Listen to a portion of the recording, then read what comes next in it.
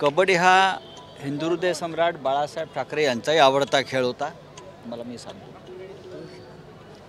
शरद पवार यांनी सुद्धा कबड्डी क्षेत्रात मोठं काम केलं आहे आणि शरद पवार साहेबांनी कुस्ती क्षेत्रातही मोठं काम केलेलं आहे. त्यावेळी शिवसेना असेल, पवार साहेबांचा संघ असेल, काँग्रेसचा संघ असेल, तीन संघ एकत्र आल्यावर या महाराष्ट्रामध्ये मैदान कोण मारणार? मैदान आम्हीच मारणार. 2024चा असेल, त्या पुढला असेल, फक्त एकदा मैदानात येण्याची पुढला संघ आम्ही वाट पाहतोय आणि ते येण्याचं टाळतात. मग महानगरपालिका, इतर निवडणुका घ्या ना, आम्ही मैदानात उभेच आहोत, कधी या. लाभसाहेब, एकीकडं तुम्ही खरं तर चितपट करण्याची भाषा करता, पण भाजपनं आज तुमचा एक खेळाडू चितपट केला, परत ते घेऊन गेले नितीश कुमारांना. एनडीएत त्यांचं नाव आघाडीवर होतं, इंडियामध्ये त्यांचं नाव आघाडीवर होतं राऊतसाहेब सगळ्या याच्यामध्ये. चुकीची माहिती आपल्याकडे आहे, चुकीची माहिती आहे. भारतीय जनता पक्षानं काही दिवसापूर्वी स्पष्ट सांगितलं होतं की नितीश कुमार हे हात जोडत आमच्या दारात आले तरी आम्ही त्यांना भाजपमध्ये किंवा NDAमध्ये घेणार नाही. आणि नितीश कुमार हे असं म्हणत होते, एक वेळ मरण पत्करेन पण भाजपच्या दारात जाणार नाही. त्याच्यामुळे या दोन्ही खेळाडूंची मानसिक स्थिती बरोबर नाही आहे किंवा त्यांना विस्मरणाचा झटका आलेला आहे. अशा खेळाडूंनी मैदानात खेळ करू नये. लाथा बुक्क्या मारून परत मिठी मारली जाते असं कबड्डीमध्ये तुम्ही आता याला खिलाडू वृत्ती म्हणतात, जी महाराष्ट्रातून ही खिलाडू वृत्ती राजकारणातून सध्याच्या राजकारणाने संपवलेली आहे.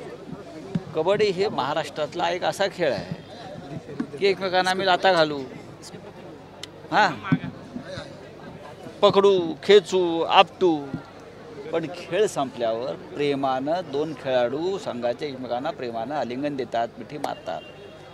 ही खिलाडू वृत्ती आहे या मातीतली. ती आमच्या राजकारणात सुद्धा होती. अनेक वर्ष राजकारणामध्ये सुद्धा आम्ही खिलाडू वृत्ती जोपासलेली आहे. हारजीत होत असते, पण आजच्यासारखं सुडाचं, बदला घेण्याचं राजकारण हे कधी महाराष्ट्रात घडलं नव्हतं. महाराष्ट्राच्या राजकीय खिलाडू वृत्तीच्या परंपरेला छेद देणारं राजकारण सध्या सुरू आहे. या अर्थानं मी हे सांगतो आहे. राऊतसाहेब, एकीकडं तुम्ही सावरकरांना मानता, सगळेच मानतात सावरकरांना, पण इम्तियाज जलालीने आज पुन्हा एक विधान केले, सावरकर भोगोडे होते, आम्ही त्यांना आधी मानलं नाही, आताही भविष्यात कधीच मानणार नाही. बघा, इम्तियाज जलील आणि भारतीय जनता पक्ष यांची हात मिळवणी असते. त्यांनी बोलायचं आणि मग भारतीय जनता पक्षानं प्रश्न विचारायचे. प्रधानमंत्री नरेंद्र मोदी 4 दिवसापूर्वी नाशिकला आले होते. आता उद्धवजी सावरकरांच्या घरी जाऊन आले. मोदींनी जायला हवं होतं, इतकं सावरकर प्रेम होतं, त्यांनी जायला हवं होतं. खरं म्हणजे आम्ही या 26 जानेवारीला वाट पाहत होतो की वीर सावरकरांना भारतरत्न जाहीर करतील, पण जाहीर केलं कर्पूरी ठाकूरना बिहारच्या. आम्ही वाट पाहत होतो की ह्या वेळेला जरी वीर सावरकरांना भारतरत्न जाहीर केलं जाईल, पण वीर सावरकरांना भारतरत्न दिलं नाही. आता हे जलील फलील ढलील जे कोणी असतात त्यांनी सावरकरांचं नाव घ्यावं आणि प्रश्न विचारावेत आणि तुम्ही त्याच्यावरती आम्हाला प्रश्न विचारावेत, हे निदान महाराष्ट्राच्या मीडियाला शोभत नाही. शुभेच्छा दिल्या की नाही मुख्यमंत्र्यांना? शुभेच्छा दिल्या की नाही? आरक्षण कशा करता? आरक्षण दिलं त्यांनी. जरांगे पाटील देतील ना. नाही साहेब, पण अध्यादेश झालेला आहे, मात्र दुसऱ्या बाजूला ओबीसी समाजातले प्रचंड हे बघा की त्यामुळे परत ज्यांनी दिलाय, वाटेल का? ज्यांनी दिलाय आणि ज्यांनी स्वीकारलंय, हा दोघांमधली ही चर्चा आहे. ज्यांनी स्वीकारलंय त्यांना जर हे मान्य असेल तर ते पेढे वाटतील, आणि ज्यांनी दिलेलं आहे त्यांना खरोखर असं वाटत असेल की मी खरोखर दिलेलं आहे मनापासून आणि ते खरं आहे, तर ते त्या संदर्भात बोलतील. आम्ही कशा करता बोलावं, हा संपूर्ण समाजाचा प्रश्न आहे. अध्यादेश जो दिला ना राऊतसाहेब, बघा, पूर्णपणे ह्याच्यावरती आता अभ्यास चालू आहे.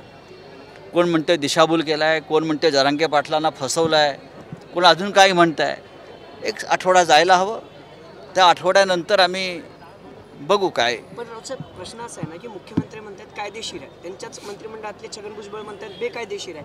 सरकारमध्ये महाराष्ट्राच्या मंत्रिमंडळामध्ये असा गोंधळ इतक्या वर्षात कधीच झाला नव्हता. जेव्हा मुख्यमंत्री बोलतो तेव्हा ते मंत्रिमंडळ बोलते किंवा सरकार बोलतं. आज प्रथमच महाराष्ट्राच्या मंत्रिमंडळामध्ये 10 तोंडाने 10 लोक बोलतात एका विषयावर.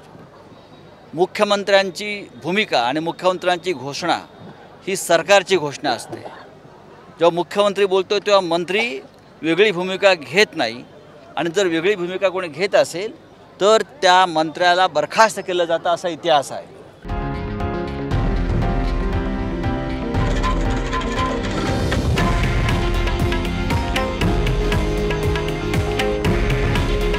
हे आहे देशातील नंबर 1 न्यूज नेटवर्क आणि आपण पाहत आहात TV9 मराठी. काळजी तुमची, हित महाराष्ट्राचं.